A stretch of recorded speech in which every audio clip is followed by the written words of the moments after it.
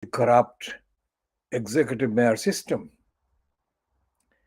So we shall take a detailed look at the corrupt mayor system, focusing on Leicester. And by implication, we shall be evaluating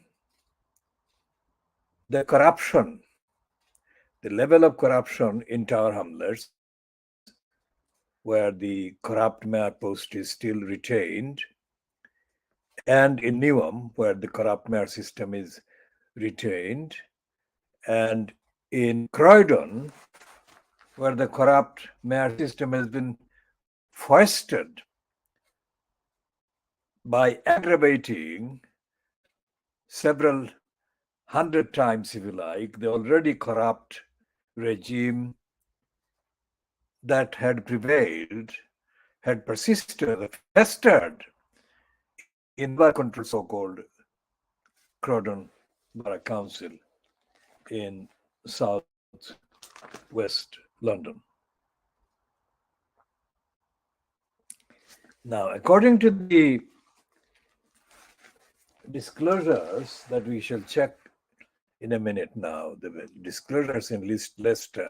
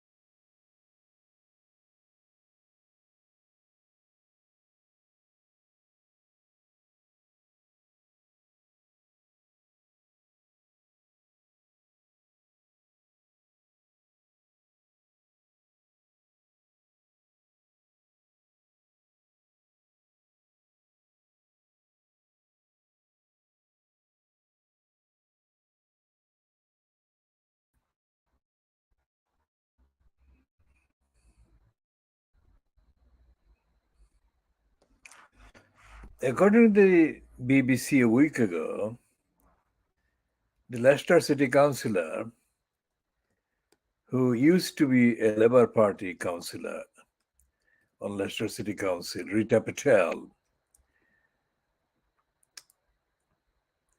has quit the Labour Party and announced her bid to be Leicester's next elected city mayor in order to scrap the role. Now, first of all, a warning note, a note of warning about that kind of statement, because in the promotions that the really right-wing and racist and corrupt Fleet Street media gave to Roxana Fias, let's say between 2017 and up to the March 2018, the party in Newham had agreed to put her as the candidate for the mayor at the expense of Newham instead of Robin Wales.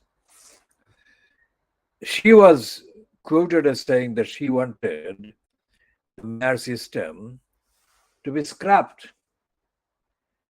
Now, Roxana Fias never told the truth.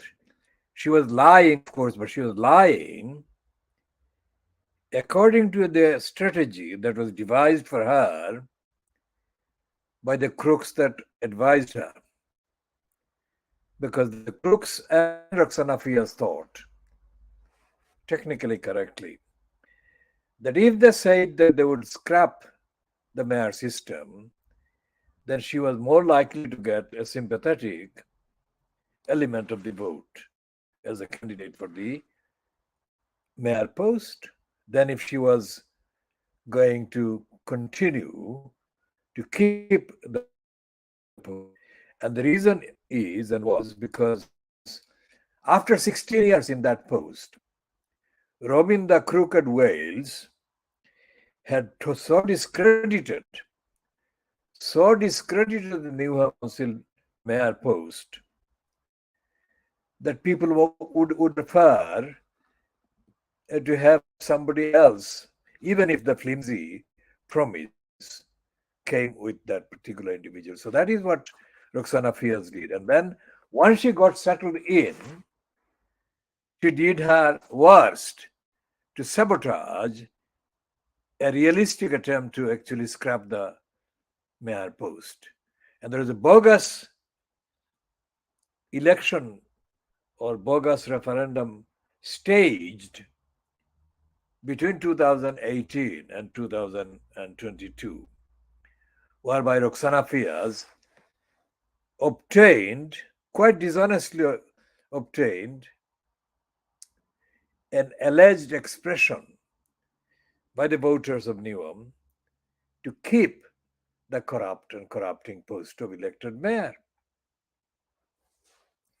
So when Rita Patel, former Labour councillor for the Rushmead ward in Leicester, is saying that she wants to scrap this post, and because the city needed a fresh start, this should be treated with high amount of skepticism. Until this particular period when she has been featured in the news, local news in Leicester Mercury and the BBC, nobody outside of Leicester really heard of Rita Patel because she didn't make any real democratic contribution. And she is not going to make any democratic contribution because what she actually is doing the kind of thing that Roxana Fias did. Roxana Fias never, ever stated any comprehensive determination to get rid of the corruption that festered in Newham Council and the corruption that is getting even worse with her being in the post for the second term since the 5th of May 2022. And this is coming from the so-called Local Democracy Reporting Service, which is a completely dishonest service itself. And the BBC website is carrying that one just to give a kind of amount of credence to this so-called Local Democracy Reporting Service, saying Ms. Patel told the Local Democracy Reporting Service the city of Leicester needed a transparent and accountable council that was more open to debate. That is absolute rubbish because she has not made any mark. She really has not made any mark about how to turn Leicester Council into an accountable council that was more open to debate. She said, I resigned from the executive because I was unhappy and I wanted the freedom to be able to talk to people and start engaging them in discussion and debate. And I didn't feel I could do that on the executive. That is rubbish. She could do that, but she chose not to do that because she wanted that career up to the point that it suited her. Now it's coming to the election. She really needs to be free so that she can do the campaign.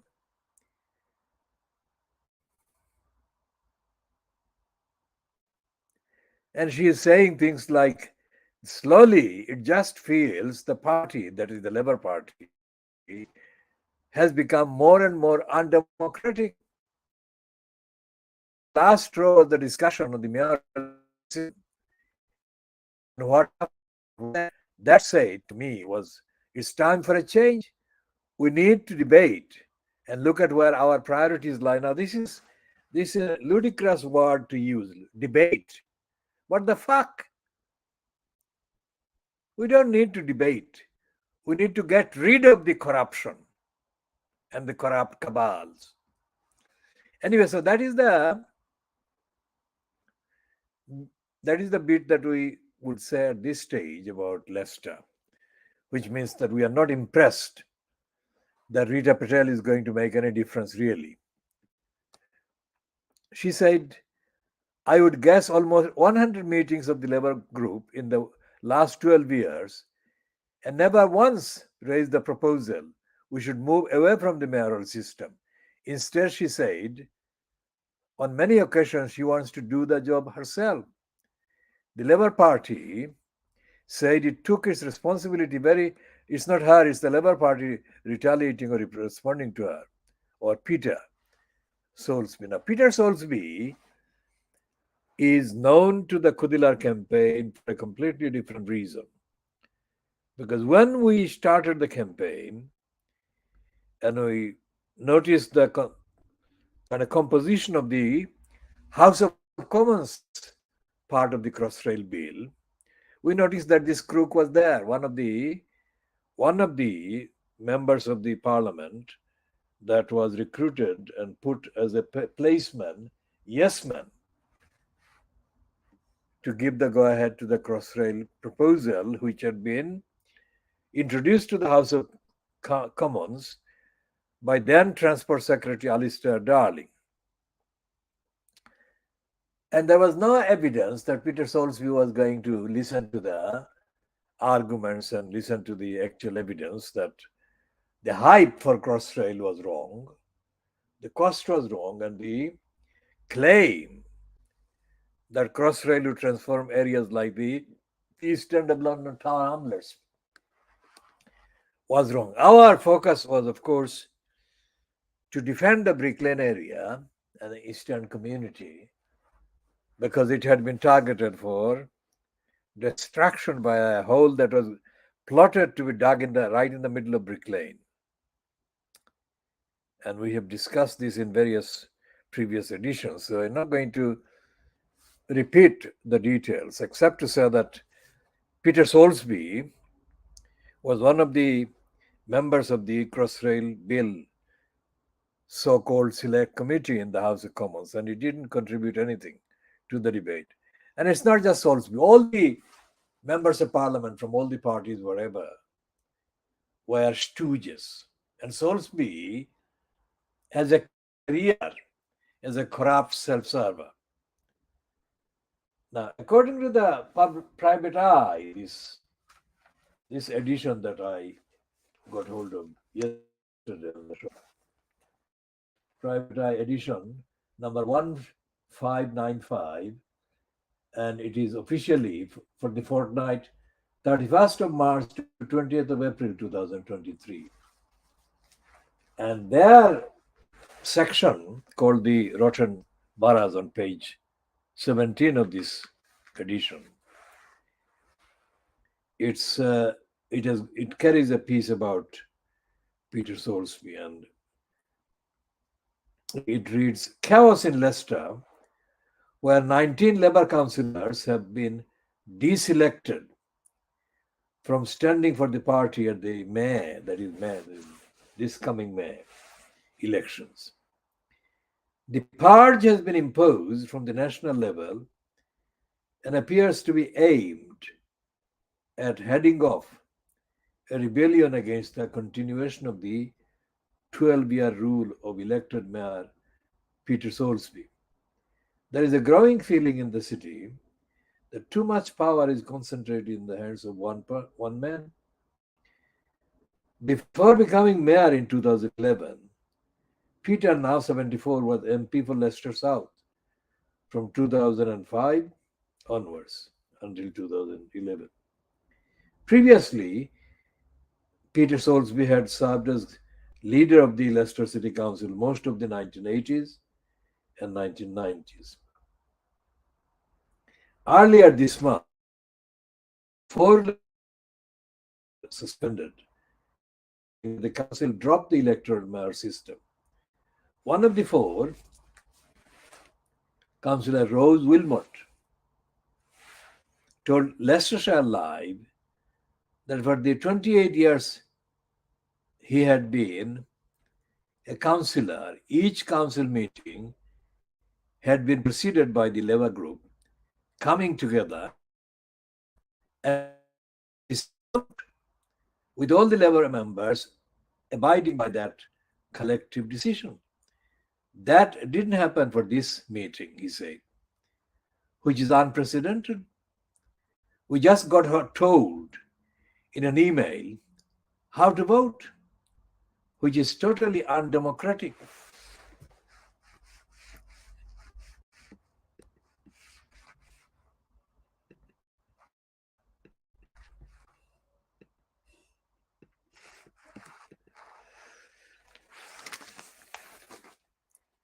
So we have been broadcasting for 16 minutes on this edition, part A of the Baby Angel Geronimo edition of the Khoodeelaar television channel.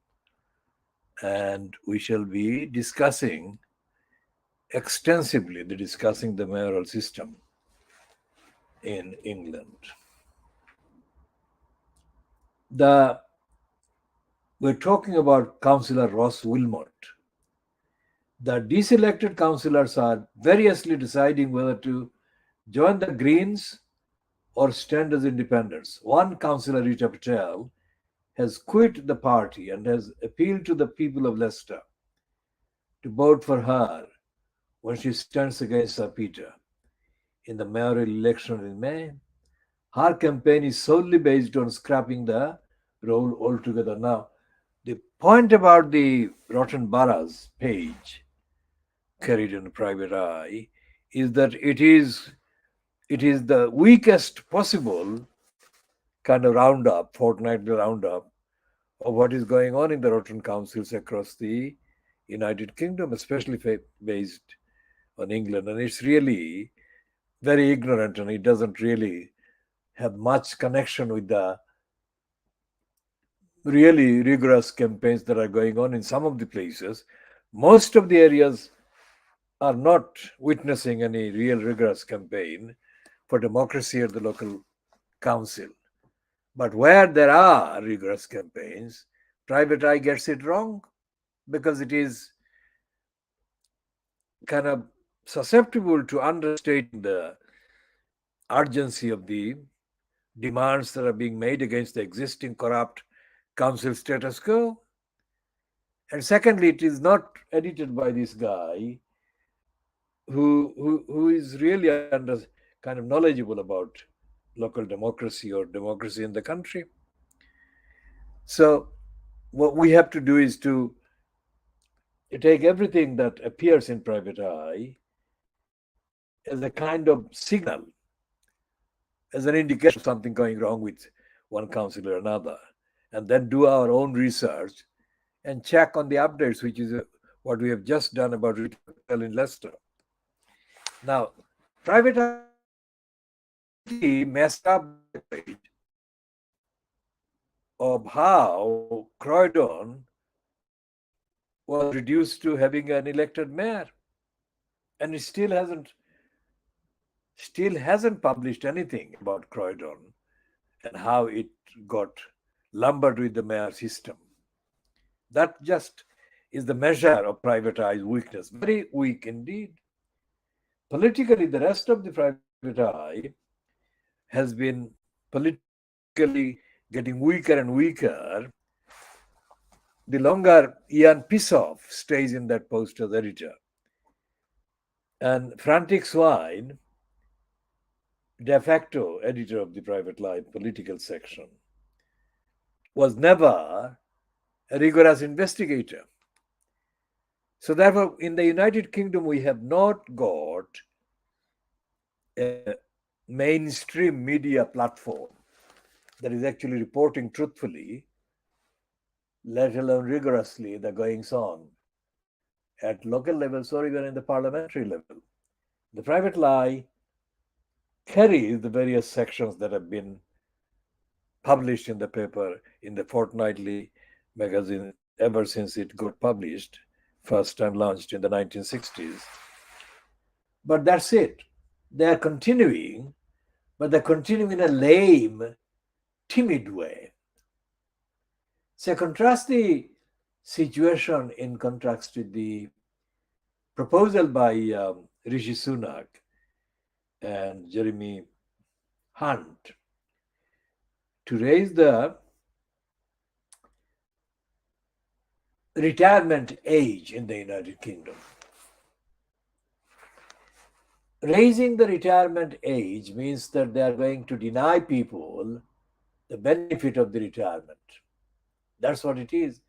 It's looting one of the most vulnerable group of people in terms of low income, etc., of the rights to the benefits that they correctly have earned and are entitled to. The only reason why the announcement was carried in the papers, especially the Times, I think, on Wednesday, that they have delayed the introduction of the raising of the pension age is because of what has happened or what has been happening in France. Macron has been completely blasted by the protesters against the raising of the pension age in France. So much so that even King Brian's proposed kind of celebratory meeting visit to France has been cancelled, has had to be cancelled by Macron because Macron could not guarantee the safety of King Brian. That shows the measure of the strength of the protest against the French president, against the French government doing the executive rather than a legislative way to raise the pension age. We shall end this part now and come back in a few minutes.